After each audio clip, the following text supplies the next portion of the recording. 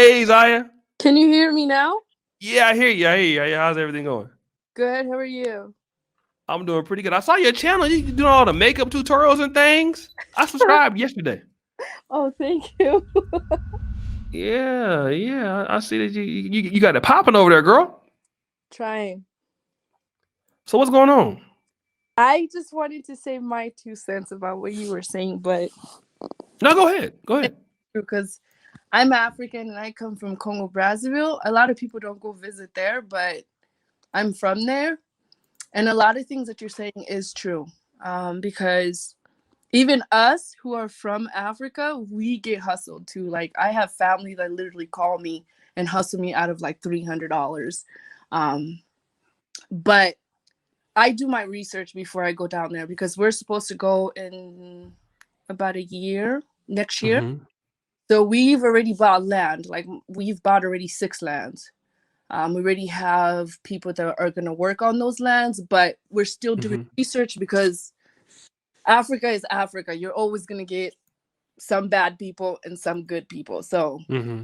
we have connection there. We have people that have put us in contact with other people in order to start building.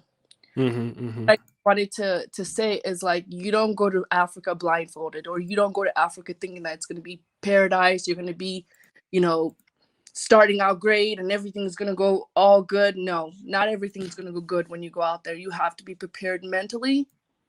When you go out there, you have to know that it's not like America where, I mean, here you could take somebody to court if something happens, or it's a different ball game here than in Africa. That's all I wanted to say.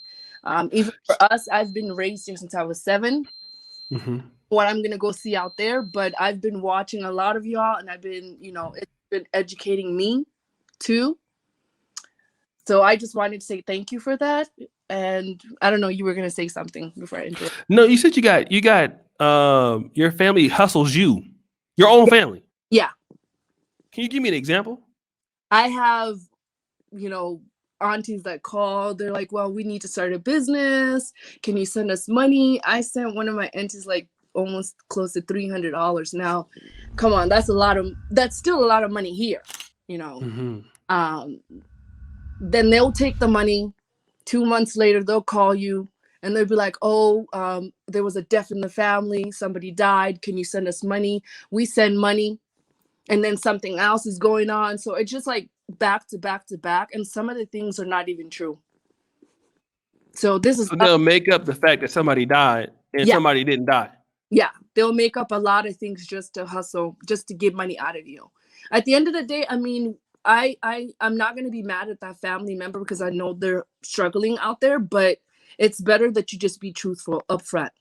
I'll give you the money. It's not like I'm not going to give it to you. But when you're lying, then it's like, okay, I don't want to pick up my phone call no more. Just like you said, you don't want to give your number out. I've blocked most of my family members. Like, I don't give out my number. I'm not WhatsApp. It's like one family member that's on my WhatsApp. I blocked everybody. And everybody's like, oh, why are you doing that? It's because constantly you're calling and lying and saying all these things like somebody's dying, this is happening, and we're sending you money. There's people that'll say like they got a visa to go out of the country just to give money. You're sending them like $500-$600 for them to be able to travel out, but then come to find out it's all a lie. Like they hustled you out of $600. So you have to be prepared. For us Africans, I consider myself, well, I'm African, and I'll say I'm African American too, because I've been here for a long time. So a lot of people, I don't really know too much about Africa, but at least I know when I'm going out there, I know there's people that are going to hustle me. I know there's going to be people that are going to screw me over. But when you're going with the mindset of like, okay, you don't know anything, you don't know the country, you didn't do your research, you're just going out there blindfolded, you be disappointed. That's why a lot of people are like, I want to go back to America, because you didn't research. You didn't take the time to know what you're getting yourself into. Wow, it's amazing. I had somebody try the visa thing with me before too, but there wasn't my own family. Your own family tried, and I've even heard about this. And not to say this happens in all African families. Obviously, you have good families on the continent, but I know a person that was sending money to get a home built. You know, they're supposed to be getting a home built. And you know, the person was sending money. And you know, they've been working real hard, working overtime. And they came home like after 3 years to see the home. And the father was like, look, you know, sorry, but I spent the money. Like, there is no home. And that lady was devastated. She was a Kenyan, I believe. She had sent her family over like $40,000. And shout out to Mr. Research for the $5 super chat. But yeah, over five. Like, I can't imagine that happening. But you know, like a lot of African Americans, we take it personal if we get scammed over like $1. You know what I mean? Yeah. I know that. But you have the Africans that go to the, you know, the States, and they go to Canada or Britain, and they're working hard, and some people's families do that to them. And that's why I try to explain to African Americans, like, hey, you know, I know that you take this personal, and so did I. But when you hear these other horror stories of people having it in their own family, I don't feel so bad no more. You know what I'm saying? Yeah. I mean, like, even in America, you get hustled. I mean, it's anywhere in the world, you're going to get hustled. I mean, it's just for you to be like, okay, that happened.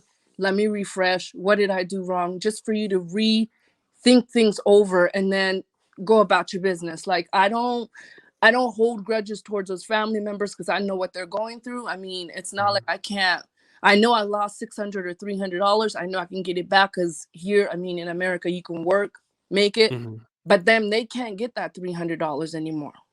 You see, they lost out of me sending them money now. So they're not thinking. It's like, okay, I hustled you for that $300, but guess what? Next month or the month after or a couple of months later, you're going to need money.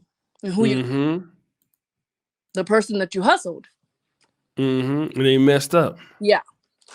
So that's what also as Africans, I feel like even as us Africans, we have to get out of that mindset too. Because the only thing is you're missing out on your own opportunity. You know, maybe that person could have helped you get on your feet or could have helped you do something in your life. But then because you're doing all this back end stuff like hustling them and stuff like that, it's basically putting you back. You know, you're not advancing nowhere. You know, and then that person can always go pay other people to do the job, but you lost out. So that's my 2 cents right there about Africa. I mean, you just have to go prepared knowing that not everything is going to be, you know, like Burger King, have it your way. Not everything is going to be sweet. You know, you're going to have some ups and downs there. You're going to have people hustle you. You're going to have a lot of things happen, but you have to literally go with the mindset, okay, that's going to happen. What can I do about it? What can I change? Okay, what can I do different? Sorry, my son is... No, that's fine. And this brother right here says, Brother Moses, I don't want to mess your last name up. My own brother duped me and 20,000 pounds vanished just like that when I was in the UK. Wow. I've heard a lot of stories. Like my mom would tell me like the same, almost exactly what you said. There was a guy that came from Paris, was working hard, send the money to his mom and brother. And they bought the land, but didn't build nothing. They were sending them pictures of somebody else's house that was getting built. Yeah.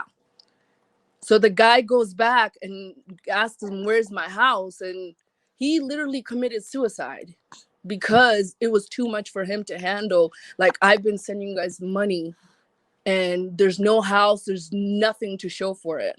And I've been working hard, working in like bad conditions, because in Paris is worse than America. I mean, some of those people don't even have papers.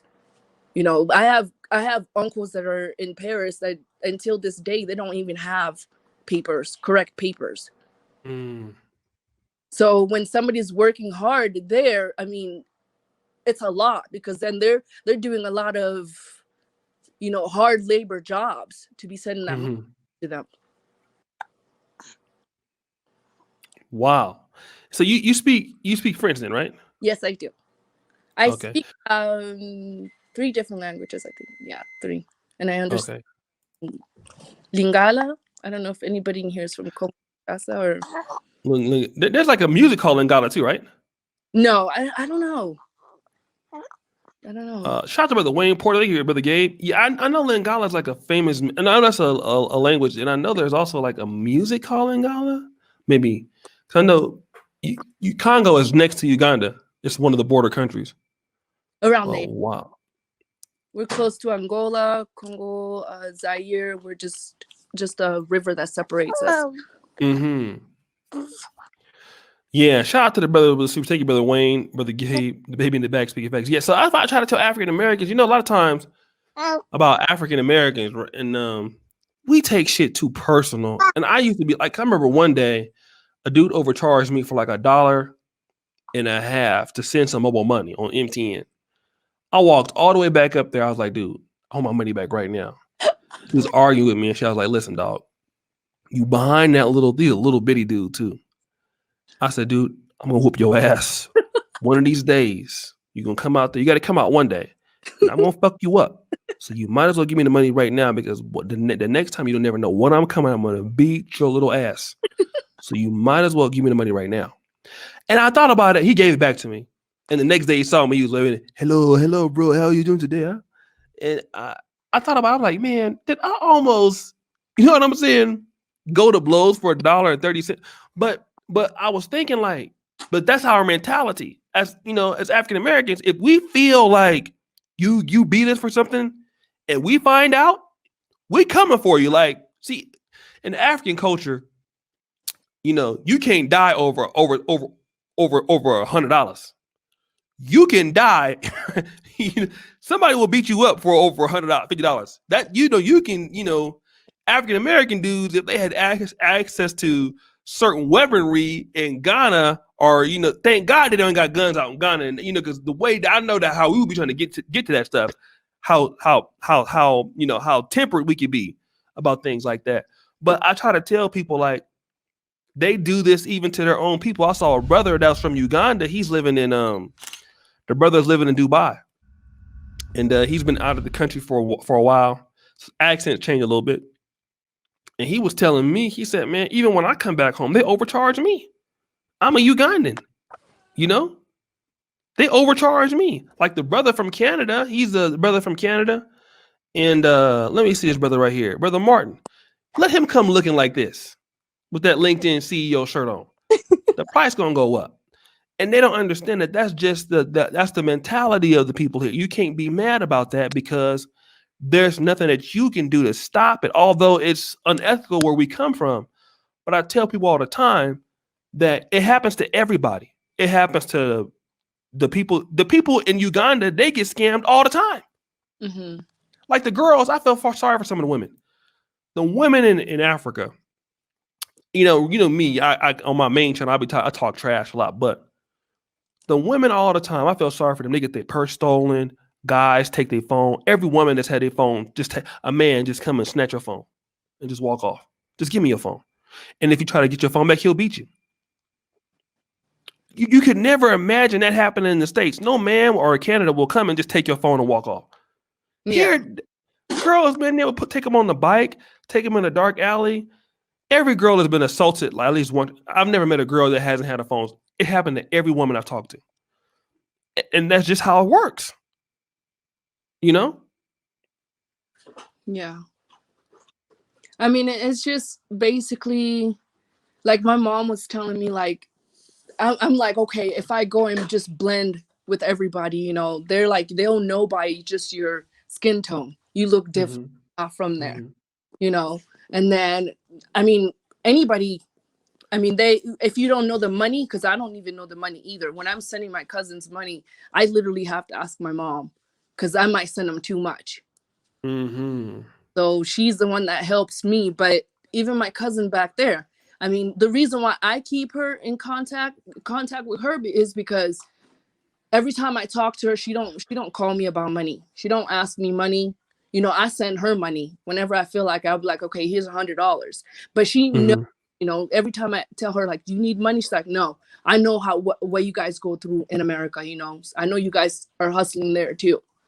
So, but I feel like some of my family members feel like you're just sitting on money. It's like a tree that's outside your house and just money's falling. and you could just be sending them money every month.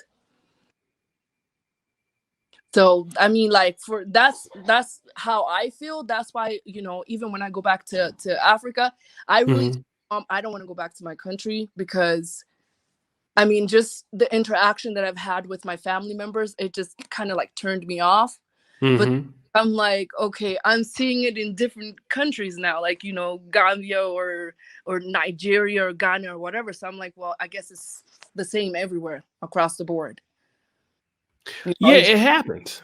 I mean, it don't really happen too much for me no more. It did. It can still, but I'm kind of smart now. Like, what I'll do is I'll use somebody like Jonita, or, you know, look, you go negotiate what this should be, because if I do it, I already know what's gonna happen. So I already understand. So if I need something really done, I'll have like Nacello do it. I'll have somebody else do it, and I'll just have somebody else broker what I need. You know, but yeah, and I try to tell the people there is that it's something that you can, you know, if you get upset about it, that shouldn't be the reason why you don't want to come, you know, because everybody is experiencing that.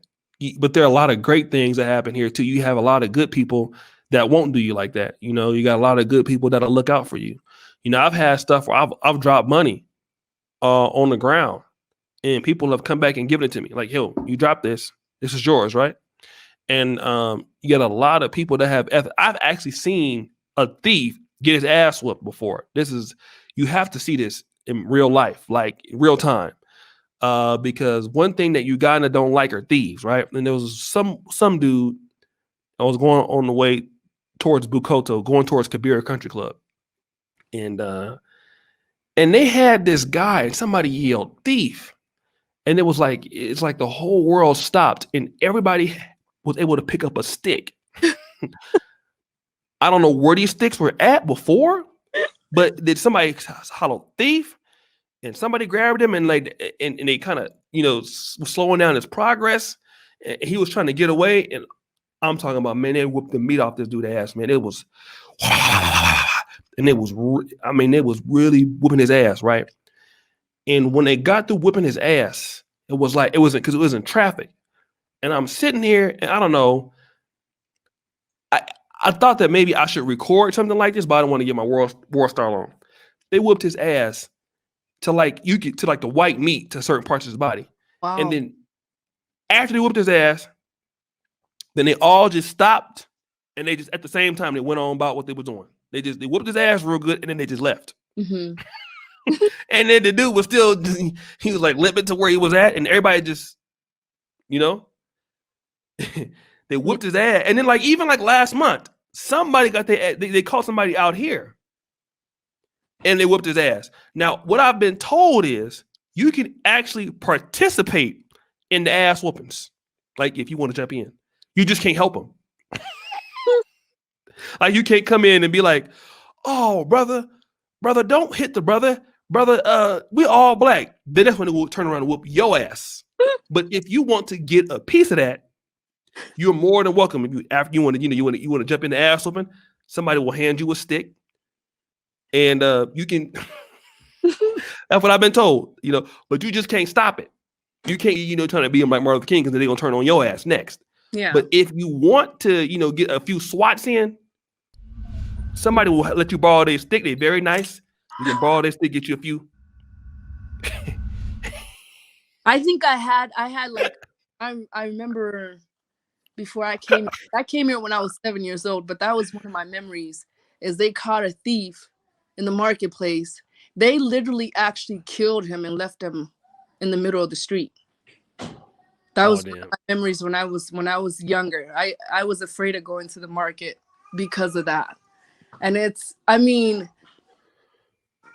horrifying, to see that, but at the same time, hey, they did what they did and they got what they got. I guess that's how it goes. No, I don't want to kill nobody, but I will borrow a stick to get some swatting of you. Y'all want to loan me a stick, player? You know, the next time Ugandan people, I do want to get as a tourism. That'll be a good tourism experience.